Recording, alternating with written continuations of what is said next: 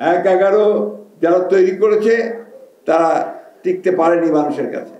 খুব পরিষ্কার করেই বলছি, অবশ্যই নতুন যে কোনো রাজনৈতিক দলকে আমরা স্বাগত জানাবো। ছাত্র সংগঠন ইতিমধ্যে করেছেন, আমরা স্বাগত জানাচ্ছি। যখনই দল তৈরি করবেন স্বাগত জানাবো।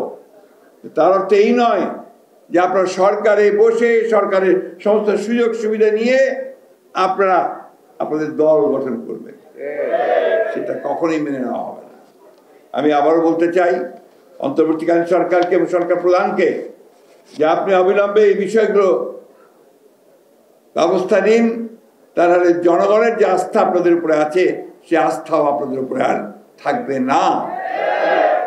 আমি যখন প্রথম বলেছিলাম যে যদি এই অন্তর্বর্তী সরকারের কেউ নিরপেক্ষতা হারায় তাহলে আরেকটি নিরপেক্ষ সরকারের প্রয়োজন হবে, বলেছিলাম না? কেন বলেছিলাম তা এখন প্রমাণ হচ্ছে। তখন তিনি বলেছিলেন যে আমি নাকি 1-11 দিকে নজর দিচ্ছি। আমরা 1-11 ভুক্তভোগী। 1-11 যারা তৈরি করেছে তারা টিকতে পারেনি মানুষের কাছে।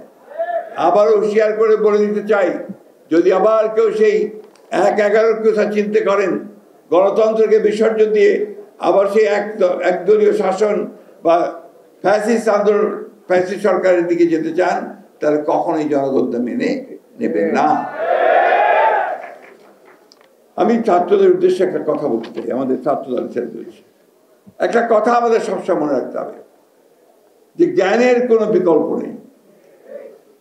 জ্ঞান চর্চাটাই হচ্ছে আমাদের মূল লক্ষ্য হতে হবে।